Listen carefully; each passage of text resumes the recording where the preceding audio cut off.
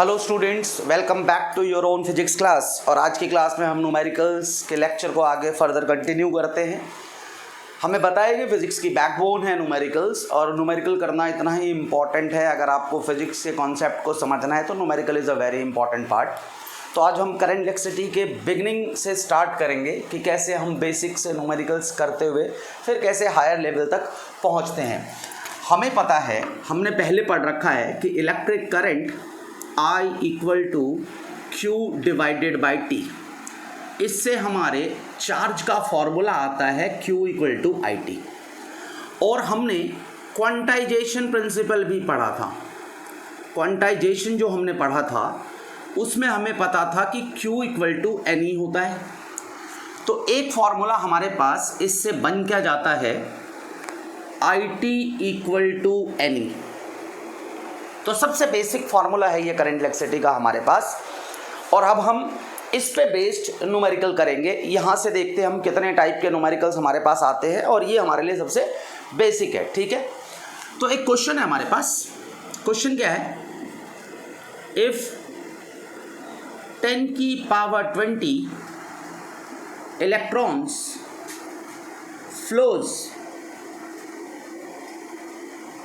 flows from P to Q in 1 second.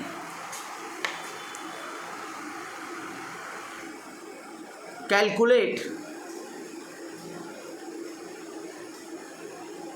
the current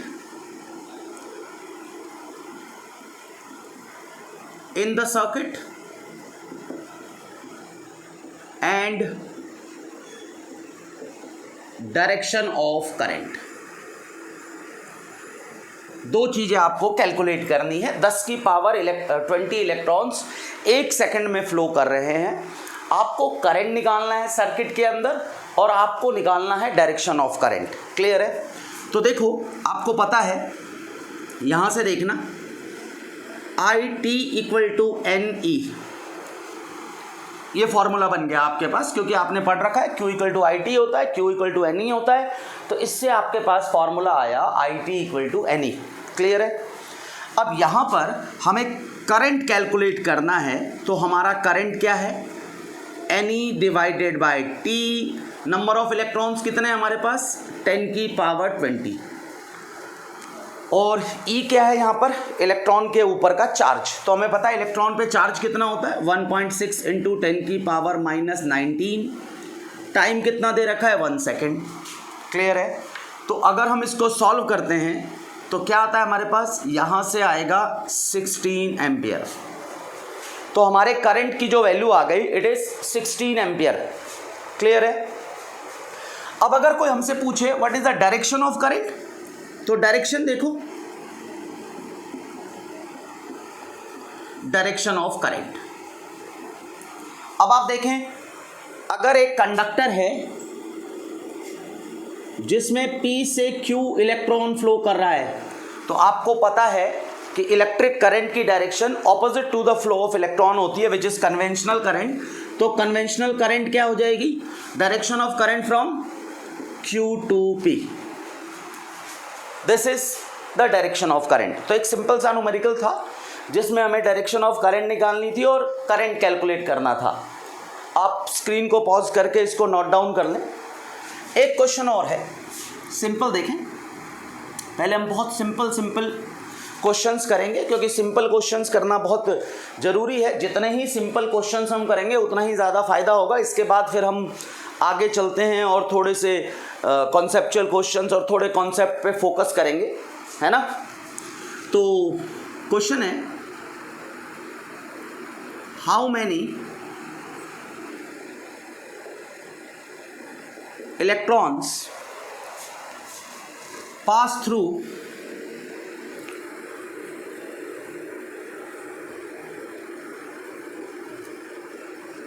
an electrical lamp, how many electrons pass through an electrical lamp in 10 seconds if the current is 160 ampere. अब simple सवाल है, 160 ampere हमारे पास current flow कर रहा है 10 second में, हमें number of electrons calculate करने हैं। तो सिंपल यही फॉर्मूला हम दोबारा रिकॉल करते हैं, IT इक्वल टू NE। अब आप देखें सॉल्यूशन करते समय हमें पता है IT equal to NE। Current कितना है हमारे पास 160, टाइम कितना है हमारे पास 10 सेकेंड, N हमको पता ही नहीं, E हमें पता है 1.6 इंटू 10 की पावर माइनस 19। क्लियर है? N कैसे कैलकुलेट करेंगे, 160 इंटू 10 डिवाइडेड बाय 1.6 इंटू 10 की पावर माइनस 19। अब देखें इसको हटा देते हैं, इससे ये कट जाएगा, यहाँ 10 आएगा, ये ऊपर चला जाएगा, 10 की पावर 22 इलेक्ट्रॉन्स, 10 की पावर 22 इलेक्ट्रॉन्स। सिंपल, इस तरह से आप ये बेसिक क्वेश्चंस को सॉल्व कर सकते हैं। क्लियर? अब एक क्वेश्चन और करते हैं, स्क्रीन को पॉज करके इसको आप नोट डाउन कर लें, क्योंकि नोट डाउन करेंगे बाद में खुद ट्राई करेंगे तो आपके लिए बेटर होगा। चलो मूव करते हैं अपने नेक्स्ट क्वेश्चन की तरफ। नेक्स्ट क्वेश्चन क्या है? नेक्स्ट क्वेश्चन है, in a hydrogen atom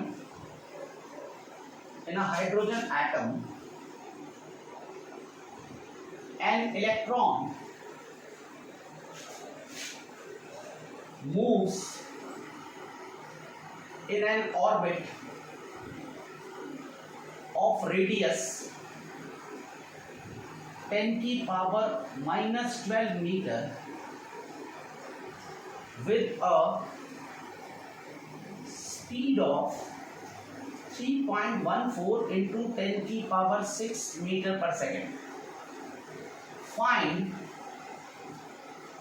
equivalent current in the circuit.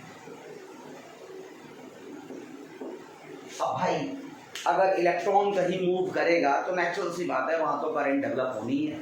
तो एक इलेक्ट्रॉन एक ऑर्बिट में घूम रहा है, तो आपको उस ऑर्बिट के अंदर करंट कैलकुलेट करना है। सबसे बेटर होगा पहले स्क्रीन को पॉज करो और खुद ट्राई करो। उसके बाद तो आप स्क्रीन चला के देख ही सकते हो कि कैसे हमने सॉल्व किया है। तो हम इसको सॉल्व करते हैं, देखो कैसे सॉल्व करेंगे हम। सबसे बेस्ट फॉर्मूला जो स्टार्टिंग का फॉर्मूला जो हमने पढ़ा है, which is Q equal to IT, which implies that your current is charge per unit time। अब देखो जो हमारा इलेक्ट्रॉन है वो एक सर्कुलर ऑर्बिट के अंदर घूम रहा है, मान लो जिसका रेडियस है r। तो आपको ये टाइम चाहिए, क्योंकि Q तो आपको पता ही इलेक्ट्रॉन के ऊपर का चार्ज है। आपको टाइम चाहिए जिस टाइम पे ये पूरा चक्कर काट ले। तो पूरा चक्कर काटने में डिस्टेंस कितना होगा 2πr, और divided by speed equal to time. इससे हमें टाइम का पता चल गया कि भाई हमारा एक इलेक्ट्रॉन है, ये जब इलेक्ट्रॉन सर्कुलर ऑर्बिट में घूमेगा तो इसको कितना टाइम लगेगा एक चक्कर कंप्लीट करने में। तो डिस्टेंस आपको पता है, टाइम का फॉर्मूला होता है distance upon speed. Distance 2πr है, स्पीड v है जो पहले से गिवन है। तो इससे हमारा टाइम की वैल्यू आ गई। तो हम इसके अंदर कैलकुलेट कर लेते हैं, इसके अंदर पुट कर देंगे कैलकुलेशन के लिए। तो यहाँ क्या आ जाएगा 2πr और अपॉन में v। अब ये v सीधा ऊपर चला जाएगा तो QV इंटू 2πr। तो आपके करंट का आपको फॉर्मूला पता चल गया। अब आपको चार्ज पता है इलेक्ट्रॉन के ऊपर 1.6 इंटू 10 की पावर माइनस 19। इलेक्ट्रॉन की स्पीड तो इन्होंने दे रखी है 3.14 इंटू 10 की पावर 6, साथ में 2 पाई की जगह 3.14 है, और रेडियस आपको 10 की पावर माइनस 12 दे रखा है। इससे ये कैंसिल आउट, यहां से ये कैंसिल आउट, 0.8 बचा। यहां देखो क्या होगा 0.8, 10 की पावर माइनस 19 यहां था, प्लस का 6 ये हो गया, ये माइनस 12 ऊपर जाके प्लस का 12 हो गया।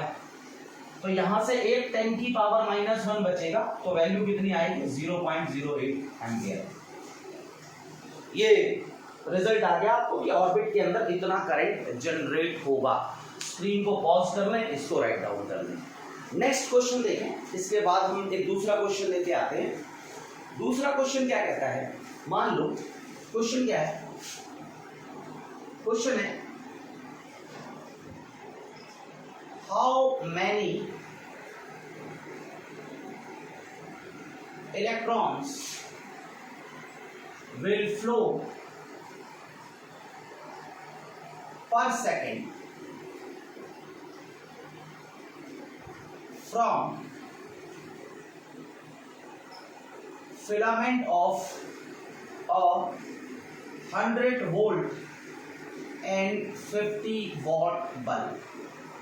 एक बल्ब है आपके पास जिसकी पावर 50 वॉट है और जो 100 वोल्ट में ऑपरेट होता है, उसके फिलामेंट में से 1 सेकेंड के अंदर कितने इलेक्ट्रॉन्स फ्लो करेंगे ये आपको कैलकुलेट करना है। तो देखें इसमें भी सिंपल, आपको पता है Q इक्वल टू एन होता है और एक फॉर्मूला और है Q equal to I T. इससे ये फॉर्मूला हम पहले ही पढ़ चुके हैं, N equal to I T. आपको नंबर ऑफ इलेक्ट्रॉन्स चाहिए तो n equal to I T upon E. अब यहां पर एक प्रॉब्लम है, हमें इलेक्ट्रिक करंट नहीं पता, टाइम तो 1 सेकंड पता है, इलेक्ट्रॉन का चार्ज पता है, पर हमें ये नहीं पता कि यहां पर करंट कितना है। पर हाँ एक चीज है, इस बल्ब की रेटिंग हमें गिवन है। हमें ये पता है कि ये बल्ब जो है 100 वोल्ट का है और 50 वॉट का है, मतलब जब 50 वॉट पावर ये कंज्यूम करेगा अगर ये 100 वोल्ट के अंदर ऑपरेट हुआ तो। और हमें पता है एक formula P equal to V into I. इससे हम करंट का फॉर्मूला पावर अपॉन वोल्टेज लिख सकते हैं यहाँ पर। तो हमारे पास N का फॉर्मूला क्या आ गया, PT अपॉन V इंटू ई। पावर हमारे पास 50 है, 50 वॉट। टाइम हमारे पास 1 सेकेंड है, पूछा है पर सेकेंड। वोल्टेज हमारे पास 100 है और यहाँ 1.6 इंटू 10 की पावर -19। इसको यहाँ से काट देंगे, यहाँ 2 बचेगा। अच्छा अब हमारे पास ये तो 1/2 है और यहाँ पर 1/1.6 इंटू 10 की पावर -19 है। तो जब हम इसको सॉल्व करते हैं तो ये 6.25 इंटू 10 की पावर 18 आता है और साथ में अपॉन में ये 2 तो आएगा ही। इसकी वैल्यू ये आती है क्योंकि हमने ये कैलकुलेट पहले किया हुआ है। एक फॉर्मूला था Q equal to N E, ये वाला फॉर्मूला। इससे हमने एक कूलाम के अंदर नंबर ऑफ इलेक्ट्रॉन्स कैलकुलेट किए थे और उसमें ये रेशियो आता था। इसकी वैल्यू 6.25 इंटू 10 की पावर 18 होती है। इसको जब हम कट करेंगे तो ये 3.125 इंटू 10 की पावर 18 इलेक्ट्रॉन्स। यानी इस फिलामेंट में से 1 सेकेंड में 3.125 इंटू 10 की पावर 18 इलेक्ट्रॉन्स फ्लो होंगे। क्लियर है? आप स्क्रीन को पॉज करके इसको राइट डाउन कर सकते हैं, नोट करना है इसको स्क्रीन को पॉज करके, ठीक है? तब तक हम नेक्स्ट क्वेश्चन की तरफ चलते हैं। क्लियर?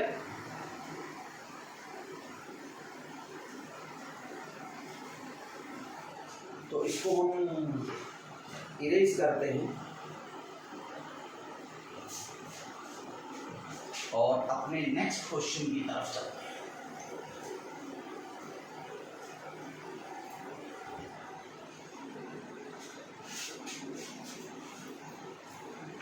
आप बीच बीच में स्क्रीन को पॉज करके इसको राइट डाउन भी कर लिया करें, लिखते रहें क्वेश्चंस, बाद में खुद ट्राई करें, ज़्यादा बेटर होगा।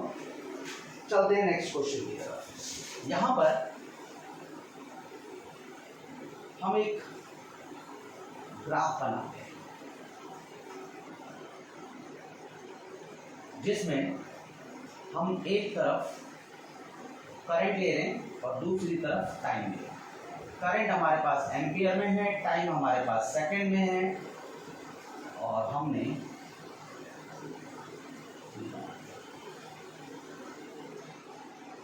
2, 4, 6, 8, 10, 12, 5, 10, 15 और 20। तो ये आपको दिख रहा है एक करंट वर्सेस टाइम का ग्राफ। आपसे क्वेश्चन पूछेगा find charge flow in circuit in 12 seconds। अब किसी इलेक्ट्रिकल सर्किट के लिए ये करंट और टाइम का ग्राफ है, और करंट और टाइम के ग्राफ से आपको बताना है इस सर्किट के अंदर 12 सेकंड के अंदर कितना चार्ज फ्लो होने वाला है। अगर गौर से देखें तो ये जो ग्राफ है, ये ग्राफ करंट वर्सेस टाइम का है, और इस ग्राफ के अंडर का जो एरिया है, एरिया अंडर कर्व या एरिया अंडर ग्राफ जो भी है, इसके अंडर का एरिया, किसी भी ग्राफ के अंडर के एरिया को निकालने के लिए हमें पता है, एरिया निकालने के लिए हम जो y एक्सिस में क्वांटिटी होती है और जो x एक्सिस में क्वांटिटी होती है दोनों को मल्टीप्लाई करके देखते हैं, तो करंट इनटू टाइम हमको पता है चार्ज है। यानी अगर हम इस ग्राफ का एरिया कैलकुलेट कर लें तो हम चार्ज बड़ी आसानी से कैलकुलेट कर सकते हैं, क्योंकि ग्राफ के अंदर का एरिया कभी कभी एक फिजिकल क्वांटिटी को रिप्रेजेंट करता है, और वो फिजिकल क्वांटिटी निकालने के लिए आप y एक्सिस और x एक्सिस को मल्टीप्लाई करके देखो। y एक्सिस में आपके पास करंट है, x एक्सिस में आपके पास टाइम है, तो current into time equal to charge. Clear है? तो यहां पर हम जब इस ग्राफ के अंदर का एरिया निकालेंगे, area under curve is charge, simple. तो Q इक्वल टू एरिया निकालते हैं हाफ, ट्रायंगल बन रहा है तो base into height, half base की जगह कितना है आपके पास, यहां से ये 12 है, और हाइट कितना है 20। ठीक है, 120 गुना ये चार्ज की वैल्यू आई। अगर आप इस ग्राफ के अंडर का एरिया कैलकुलेट करें तो इसमें चार्ज 120 कूलम आ रहा है। क्लियर है? स्क्रीन को पॉज करें, इसको नोट डाउन करें, तब तक मैं थोड़ा अपना पसीना साफ कर लेता हूँ। ये गर्मी बहुत ज़्यादा है और इन्वर्टर की लाइट बनाना पड़ रहा है बच्चों, लेक्चर, तो गर्मी का सामना करना पड़ रहा है। अब क्या करें?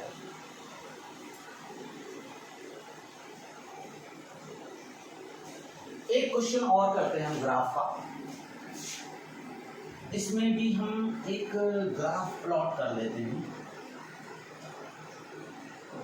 और यहाँ भी करंट एम्पियर में है और यहाँ पर भी टाइम सेकंड है।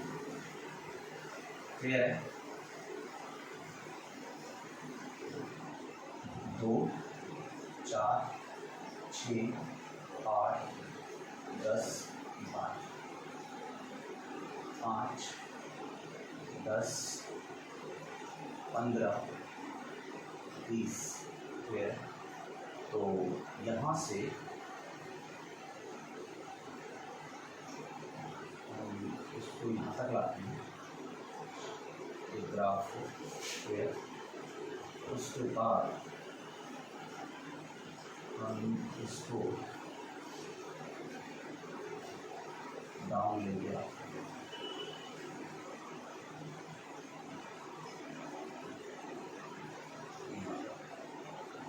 फिर इसको यहाँ तक लेके आते हैं।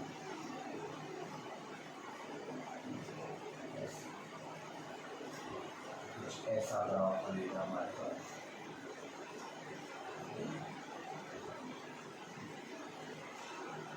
ये ग्राफ आया,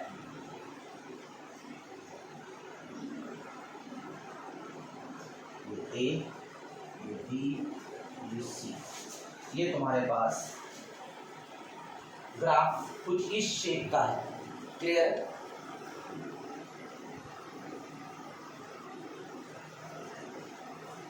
ठीक। तो क्वेश्चन क्या है? The graph shows variation of current through wire in different time intervals। find the ratio of charge flows in different times। ये अलग अलग टाइम में जो चार्ज फ्लो हो रहा है इनका रेशियो निकालना है। तो देखो सबसे पहले आप इस रीजन का चार्ज कैलकुलेट करके देखो Q1। आपको पता है ये भी IT ग्राफ है, तो IT ग्राफ का जो एरिया होता है it is equal to charge. तो इसमें मैं मानता हूं कि यहां पर इस A तक जो एक टाइम है 4 सेकंड का, फिर अगला 4 सेकंड, फिर अगला 4 सेकंड, तो इस 4 सेकंड में Q1 चार्ज फ्लो हुआ। तो जो मेरा Q1 है वो इस ग्राफ के अंडर का एरिया होगा विच इज यहां से यहां तक, this is 4 and this is 20, it is 80 coulomb. अब मैं यहां से यहां तक का चार्ज कैलकुलेट करूंगा Q2। ये ट्रेपीजियम है, इसमें जो चार्ज फ्लो होगा Q2 उसके लिए आपको ट्रेपीजियम का एरिया निकालना पड़ेगा। ट्रेपीजियम का एरिया क्या होता है? Half sum of parallel sides, यानी 20 प्लस 15। ये आपको पता है 15 का है, ये 20 का है, तो 15 ये दोनों साइड्स पैरेलल है और हाइट क्या इन दोनों के बीच, इट इज 4। तो हाफ इंटू 35 इंटू 4, इससे ये कट गया, ये 2 बचा 70 कूलम। और अब तीसरा रीजन मेरे पास ये वाला है, B से लेकर के C तक। इसका चार्ज मैं Q3 ले रहा हूं और Q3 निकालने के लिए मुझे फिर से मेरे पास ये कितना है 12, 8 से लेके 12 तक, तो ये 4 आ गया, इसकी लेंथ 4 आ गई, इसकी लेंथ 15 आ गई, तो 16 कूलम। तो मुझे पूछा है कि इन 3 अलग अलग टाइम्स में चार्ज का रेशियो क्या होगा। तो Q1 ratio Q2 ratio Q3 क्या होगा? 80 रेशियो 70 रेशियो 60, कैंसिल आउट हो गया, 8 रेशियो 7 रेशियो 6। तो ये आपका रेशियो है। इस टाइप का सवाल भी आपके पास आता है, पूछ सकते हैं आपसे इस टाइप का सवाल भी। स्क्रीन को पॉज करें और इसको नोट डाउन करें आप, क्योंकि जितना ज्यादा प्रैक्टिस आप करोगे सबसे ज्यादा बेटर तो ये है कि मेरे क्वेश्चन को लिखते ही सबसे पहले आप स्क्रीन को पॉज करके खुद सॉल्व करने की कोशिश करें और उसके बाद जब नहीं हो पाता है फिर नोट डाउन करें। एक और क्वेश्चन करके देखते हैं, next question.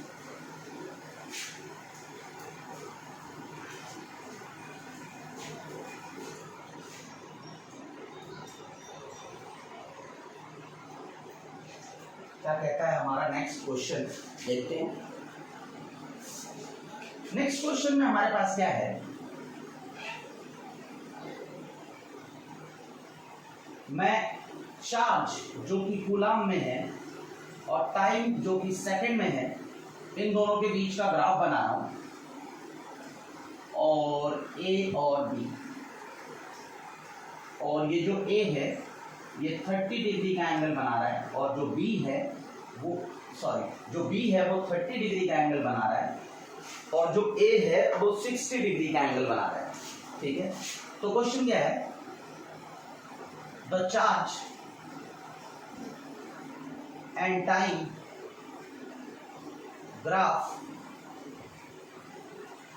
for 2 conductors A and B are shown,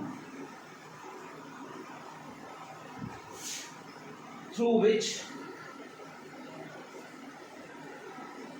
इसका पहला part, through which the current is maximum। किसके थ्रू ज्यादा करंट फ्लो कर रहा है?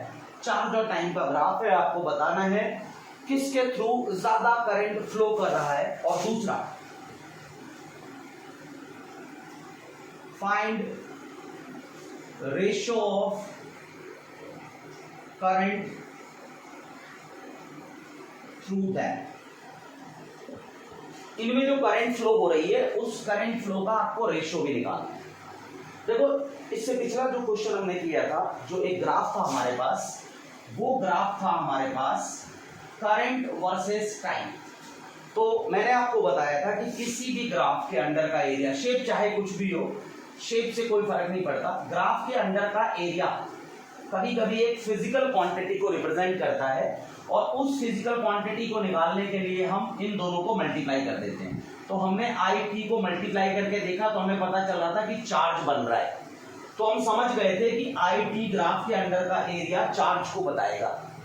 अब इस क्वेश्चन में क्या है, स्लोप बड़ा इंपॉर्टेंट टर्म है। तो स्लोप किसी भी कर्व का, कोई भी ग्राफ आपको दे रखा हो, उस ग्राफ का अगर स्लोप निकालना हो तो जो क्वांटिटी y एक्सिस में है और जो x एक्सिस में है, दोनों को डिवाइड कर दो। तो q अपॉन टाइम आपको दिख रहा है, चार्ज डिवाइडेड बाय टाइम, यानी ये जो ग्राफ है, इस ग्राफ का स्लोप इलेक्ट्रिक करंट को रिप्रेजेंट करता है। सिंपल सी लॉजिक बात है कि अगर किसी ग्राफ के अंदर का एरिया चाहिए तो y एक्सिस x एक्सिस को मल्टीप्लाई करके देख लो, पता चल जाएगा आपको कौन सी क्वांटिटी है। स्लोप चाहिए तो y एक्सिस और x एक्सिस को डिवाइड करके देख लो, आपको पता चल जाएगा कौन सी क्वांटिटी है। तो यहां पर मुझे पता है इस ग्राफ के अंदर का स्लोप क्या रिप्रेजेंट कर रहा है, इस ग्राफ का जो स्लोप है वो करंट को रिप्रेजेंट कर रहा है, और मुझे साफ दिख रहा है कि slope of A is more than slope of B। ये 30 डिग्री है B का स्लोप, B का जो इंक्लिनेशन है इट इज 30 डिग्री, और A का इंक्लिनेशन 60 डिग्री है, झुकाव ज्यादा है इसका। तो बिकॉज यहां ये current is directly proportional to slope, I is proportional to slope, तो current through A will be more than current through B। साफ बात है कि भैया कंडक्टर जो A है इसके अंदर ज्यादा करंट फ्लो करेगा, सिंपल बात है। और जैसा कि आपको पता है स्लोप का एक फॉर्मूला tan थीटा भी होता है, slope is numerically equal to tan theta, तो tan थीटा लगा करके आप स्लोप निकाल सकते हो। तो यहां पर करंट थ्रू A क्या आएगा, tan 60, current through B tan 30, tan 60 होता है √3, tan 30 1/√3, 3:1। दोनों के थ्रू आपको करंट का रेशियो भी पता चल गया, इट इज 3:1। तो इस टाइप का क्वेश्चन भी आ सकता है। वैसे इस टाइप के क्वेश्चन पूछे कम जाते हैं, बट पूछने वाला तो कुछ भी पूछ सकता है, डिफरेंट टाइप के क्वेश्चन बनते हैं। तो करंट और टाइम ग्राफ के एरिया से आपसे कुछ पूछ सकता है, चार्ज और टाइम ग्राफ के स्लोप से आपसे कुछ पूछ सकता है, तो कुछ भी पूछा जा सकता है। स्क्रीन को पॉज करें और इसको राइट डाउन करें, क्लियर है। अब एक और टाइप का क्वेश्चन आता है जिसमें हम कैलकुलस का यूज करते हैं, वो भी इस पे बन सकता है, Q equal to I T और Q इक्वल टू एनी वाले फॉर्मूले से। देखते हैं वो क्वेश्चन क्या है। क्वेश्चन कहता है the charge flows through a body, charge का सिंबल Q यूज करेंगे हम, is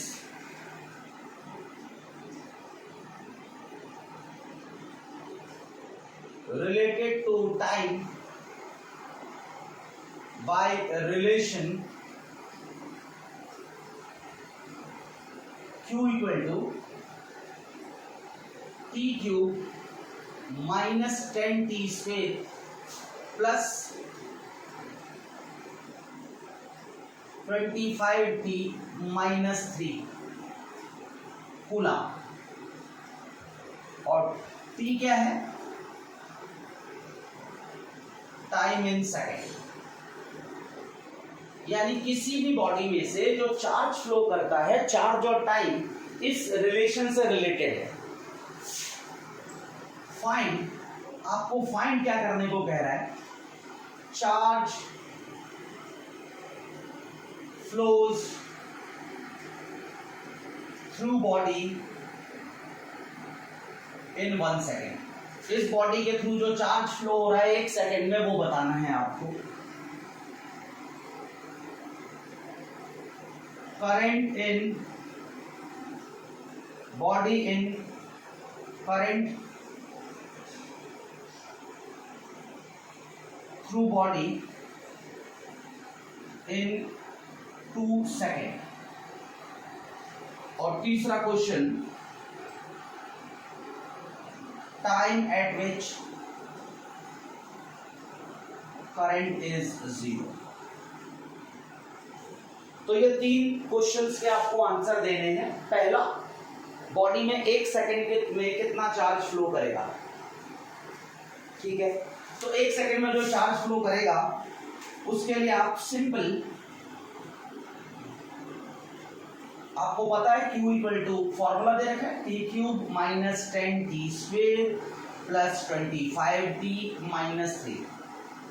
आपको चार्ज निकालना है 1 सेकेंड में, तो यहां पर 1 डाल दीजिए, यहां पर 1 का स्क्वेयर, यहां 25, यहां 3, तो 1 minus 10 plus 25 minus 3, 26 minus 13 equal to 13 coulomb.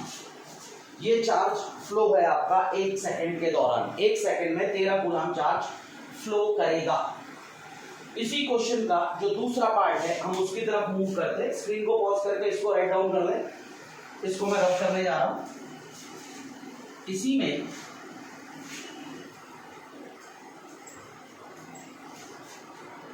हमसे करंट पूछा गया और हमें पता है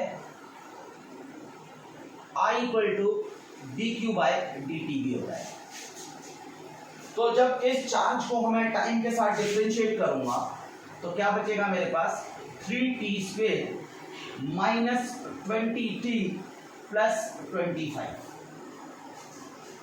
जब इसको डिफरेंशिएट करूंगा तो इसका 3t square minus 20t plus 25 और 3 का डिफरेंशिएशन जो कि 3 एक कांस्टेंट क्वांटिटी है, ये 0 हो जाएगा। तो आपके पास करंट की इक्वेशन आ गई, 3t square minus 20t plus 25। आपको करंट चाहिए जब टाइम 1 सेकेंड है, तो 3 इंटू 1 का square minus 20 into 1 plus 25, 28 minus 20 equal to 8 ampere. This is the value of current in the circuit. आप इस तरह से करंट कैलकुलेट कर सकते हो। अब अगला क्या है, वो टाइम बताना है आपको जिस टाइम में करंट की वैल्यू कितनी हो, 0। तो आपको पता है करंट की इक्वेशन है, तो ये करंट की इक्वेशन है। जब करंट 0 हो इसका मतलब 3t square minus 20t plus 25, इसकी वैल्यू 0 के बराबर होगी। मिडिल टर्म स्प्लिट करते हैं हम, 3t square minus 15t minus 5t plus 25 equal to 0। 3t common ले लो, t माइनस 5 बचेगा, माइनस 5 कॉमन ले लो, t माइनस 5 इक्वल टू 0। इनमें से t माइनस 5 कॉमन ले लिया तो यहाँ 3t माइनस 5 बचा, ये 0 के बराबर। इससे t की वैल्यू 5 सेकेंड आ गई और दूसरी वैल्यू t की वैल्यू 5/3 सेकेंड आ गई। जब टाइम की ये वैल्यू होगी इस समय पर आपका करंट सर्किट के अंदर 0 होगा। तो आपसे इस तरह का सवाल भी पूछा जा सकता है। स्क्रीन को पॉज करें और इसको राइट डाउन करें, तब तक हम अपने नेक्स्ट क्वेश्चन की तरफ चलते हैं।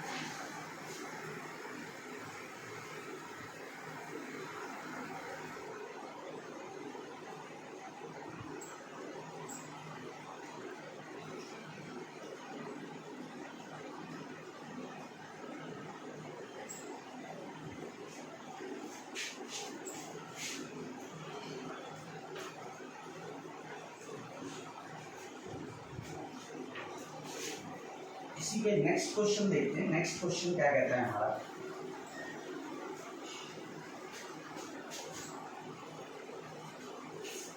नेक्स्ट क्वेश्चन कहता है current in a circuit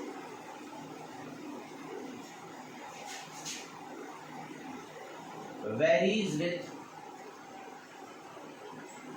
time